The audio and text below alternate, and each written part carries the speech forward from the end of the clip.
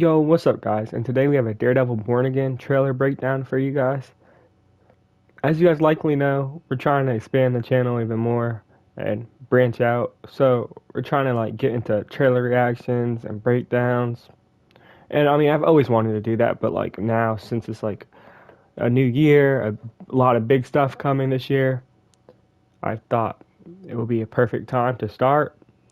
We made a Superman trailer reaction a couple weeks ago, and unfortunately, I couldn't make a trailer reaction for this because I was at school when it dropped, so it wouldn't have been a blind reaction. It just would have been a reaction. So I don't really think that that would have been a good idea. But today, we're gonna break down the trailer and talk about a lot of the Easter eggs that you might have missed, some things that I noticed, some predictions, theories, and I just want to give a spoiler warning just in case any of this stuff is true. I'm fairly confident in a lot of it that it is true, but I will be kind of talking about a little bit of leaks. I'm not going to act like a genius and just act like I'm predicting all this. I have heard some leaks and stuff. So, I'm just letting you guys know. If you guys don't want to know anything about the show, then I suggest maybe not watching this video. Okay, so to start things off, the trailer kicks off with Daredevil fighting Muse in what seems to be his underground base. The reason why I'm saying that is because you can see they're in a dark tunnel. You can see the paint on the left side, and you can see some portraits on the right side. Daredevil's completely destroying Muse, and this is because Muse isn't much of a physical threat to Daredevil, but we'll come back to this towards the end of the trailer. Before continuing on with the trailer, I just want to talk about Muse for a little bit. Muse is a relatively new character in Marvel, and he's pretty much just another serial killer and stuff, but he's really sick because he'll use his victim's blood to paint pictures of things and send messages to people. So for everybody questioning whether this show's going to be as dark as the Netflix show, I think that could kind of answer your question for you. Vincent D'Onofrio actually said that there's some parts of the show that are actually just as dark, if not darker, than the original Netflix series. So that's good to hear if you like the grittiness, which I think a lot of us do. Then we go to the main part of the trailer where a lot of this is just dialogue between Matt and Fisk, who are at a diner. This diner is actually shown a lot throughout the show. I'm pretty sure Karen and Ben Urich talked at this diner, and Matthew and Elektra also spoke at this diner in season 2. Matt starts off by thanking Fisk for his time, and we then cut to some combat of Fisk. I'm not sure where this location is, but I'm pretty sure it is owned by Fisk at least, because you can see the rabbit and the snowstorm painting on the left side, and you can also still see the blood from the final fight from season 3. And we go back to the diner, which we'll do a couple times throughout the trailer. We see Fisk is wearing a ring, which shows he's married. I'm assuming still to Vanessa because she does appear in this trailer. We then get a shot of New York, and we get to see the original trio, Matt, Foggy, and Karen. It's pretty good to see this because there was a version of the show before it was reworked that was not going to feature those two. From here, we go to Times Square, which shows us a lot of Easter eggs, actually. We have Rogers the Musical. There's also the green bottle from The Incredible Hulk, which is Pingo Doce. That also appeared in Deadpool and Wolverine recently. We then see an Easter egg to Luke Cage, which is actually pretty interesting, which talks about the Harlem Paradise. Some other Easter eggs are on the right side, it says Pim Van Dyne, Happy New Year's. And then the big thing is just, it says that the Fisk has one mayor. We then see what I'm assuming to be Muse, who is throwing up graffiti of Fisk. And there's actually a better look at it here. It looks like just what it's going to be portraying is that Fisk is corrupt and everything. So, in my opinion, that's why Daredevil, or that's one of the reasons why Daredevil and Kingpin will team up. Because obviously the Muse is killing people and the Kingpin doesn't really care about that, but he really does care about his name being tarnished, so he'll probably want to put it into the Muse. I do see them stopping the Muse at the end of the season, but we know a season 2 is on the way because it was originally supposed to be 18 episodes. Now it's going to be 9 episodes. But I don't know if it's going to be like a part 1 and part 2 thing or if they just rewrote everything and condensed it into 9 episodes. I'm not too sure. But I do think the season will end on a cliffhanger where we find out like Fisk is just probably going to turn bad again. And I think Fisk is probably going to cross Daredevil. And once he gets Muse out the way, he's just going to be probably like completely bad again and ban vigilantes. And it's going to be very tough. In season 2, Daredevil will probably have to face off against that. And while we're on the topic of Fisk being suspicious, we go back to the diner and Matt tells him, I can't shake the feeling that you're gaming the system. But Fisk ignores this and asks Matt why he stopped being a vigilante. Matt replies that a line was crossed, and we get a really beautiful shot of Daredevil's mask falling off a building. One of the horns are broken off, so we see a D, obviously for Daredevil. Interestingly enough, something I'm not hearing a lot of people say is if you flip this thing around, you can see on the window that it says Josie's Bar. This looks like something tragic just happened here. You'll see a little glimpse of this fight later on in the trailer, and this is a fight where somebody's gonna die. Something bad's gonna. This fight is gonna go horrible for our heroes, and it's gonna just turn really bad. I'm pretty sure Foggy's gonna be the one that dies because outside of that one shot we just talked about a few minutes ago, we do not see Foggy anywhere else in this trailer. So I do think Foggy's going to be the one that dies. And I think it's going to hurt Matt a lot, obviously. Either one of them would hurt him a lot. But I honestly do think Foggy would hurt a little bit more because, you know, he's known Foggy forever. So I feel like that'd be way more tragic. And I feel like it's going to be very sad. And while I think he's going to die, I think it's going to be even more sad because Bullseye is the one that attacks the bar. We know from season 3 that Bullseye really hates Karen. He wants to kill Karen. So I think he's going to try killing Karen, and Foggy's going to sacrifice himself for Karen, which will be very sad to see. But yeah, it seems like after this, Matt is going to retire from Daredevil. If it's not this, which I'm fairly confident that it is, it seems like maybe Matt will kill somebody because he says a line got crossed. So I'm not sure. He could have also killed somebody on accident, but I'm leaning more towards Foggy dying. Then we see somebody carrying somebody through some tunnel or railroad track or whatever. A lot of people I've been hearing are theorizing that this is Daredevil and it's just a classic outfit, like season 1, like just a black suit. I don't think it is. I think it's the Muse.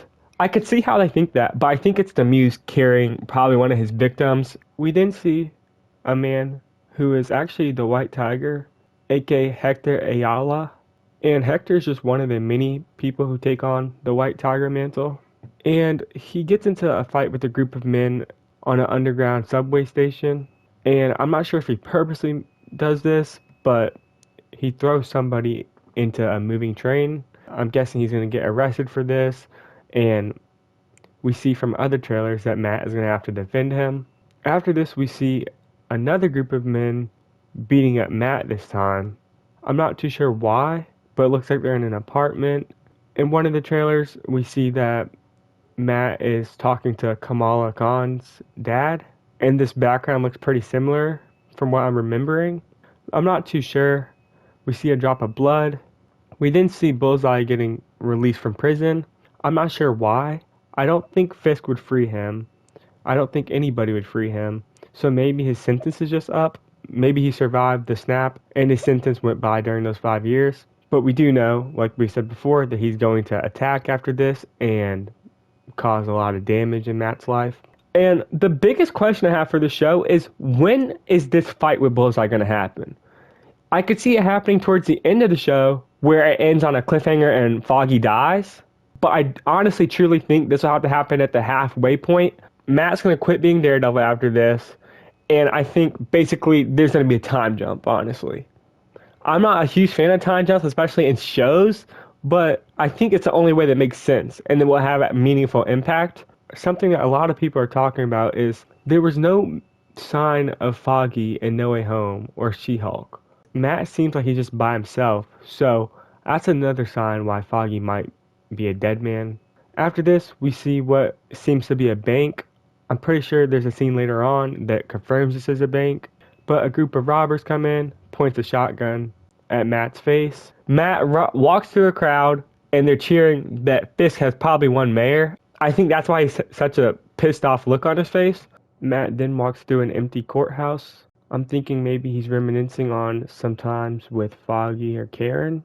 We see who I'm assuming to be Fisk walking down a flight of stairs. I'm not too sure what's happening here. We get a quick glimpse of Matt at a dance with a new love interest who is actually named Heather Glenn. In the comics, she does die. I'm not sure what will happen here, but maybe just don't get too attached. We see Bullseye toss a smoke bomb into what I'm assuming to be Josie's bar. We get a glimpse of Vanessa and Fisk at dinner. I'm pretty sure that fight scene with Fisk from the beginning of the trailer is going to be after this. I'm pretty sure this group of men are going to attack during this dinner. And then we get a lot of people's favorite part of the trailer, Frank, who looks really beat up. I'm assuming he survived the blip and has just been killing a bunch of people.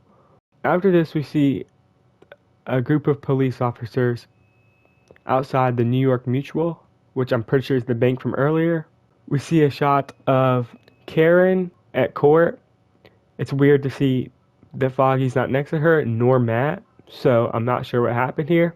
But I do think that this man at the bottom of the corner, I could be wrong, but I do think this man in the bottom of the screen is Bullseye. I could be wrong, but maybe this is after whatever he does to Foggy.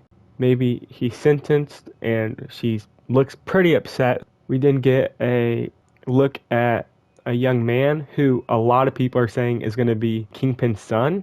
I'm not sure about that, but we see Matt fighting these people in the bank, and Matt is super violent with these people. I think that's Matt who puts on that red mask to hide his identity. Next up, we hear Matt say he was raised to believe in grace, but he was also raised to believe in retribution. And it's here where I think Matt decides to come back as Daredevil. He's on top of a rooftop, spinning his walking stick, and he goes downstairs to open the closet, look at the cows, and come back, because the city needs them. Starting from left to right, we have a silver one. We have two red ones, actually. This red one looks a little bit brighter to me, so I think this will be the one that he uses, like his main suit. The yellow/gold one from She-Hulk. The black one, which I really hope we get to see a little bit of. I think we will eventually. I don't know if we'll get it in the show or like maybe even a flashback. And then we have this one that looks like an older one, but it looks darker than the other one to me. Similarly to Matt, Kingpin is also on a rooftop. I think this is towards the later end of the show.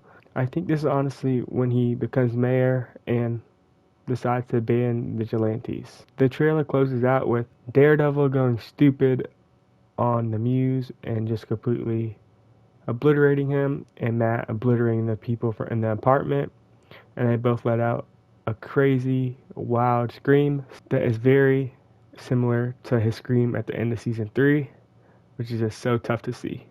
But yeah, I thought the trailer was really good. We're going to still talk about a couple theories that I have after everything we just saw. And the two most interesting things for me that I want to see out of this show is we know from Echo that Matt and Kingpin both survived the blip. But at the end of season 3, they both know each other's secrets. They both know everything, you know what I mean? So we know from the end of season 3 that Matt and Fisk make a small deal where if Fisk tells anybody Matt's identity or sends anybody after Foggy or Karen, then Matt will turn Vanessa in and hurt Vanessa. So Fisk doesn't want that to happen. So Matt is using that to keep Fisk in check. But the interesting thing is this is all before the snap. So the snap could have affected this deal, because what if Vanessa got snapped away? Fisk would have nothing to lose then. Or what if Foggy and Karen got snapped away? Matt would have nothing to lose. So I think we definitely should see some of the stuff that happened before. And that's why I'm saying I think a time jump will happen. I also really want to see a scene where Matt reacts to the blip. and like what he saw, because it would be really cool to see his powers and how he just like randomly stopped feeling the heartbeat of half the people in the city. Like I feel like he would react and panic, and I think that'd be very interesting. So I'm looking forward to that. I don't know if we'll get a scene like that in the show, but you know, you can always hope. But yeah, that's basically all we have for this trailer breakdown. I hope you guys enjoyed it and found some cool Easter eggs and some cool things. But let me know in the comments what you guys thought of the trailer, and also let me know like some of the stuff that you think is going on in the trailer, because honestly, I think I have a good idea, but if depending on when a couple of these scenes are located, could switch everything. Like I'm thinking that that bullseye fight at Josie's is going to be during the first half of the season. If that's the cliffhanger, though, then who even knows like the how all this will take place. So I'm really looking forward to the show. March 4th cannot come soon enough, and I cannot wait. Thank you guys so much for watching, and peace out.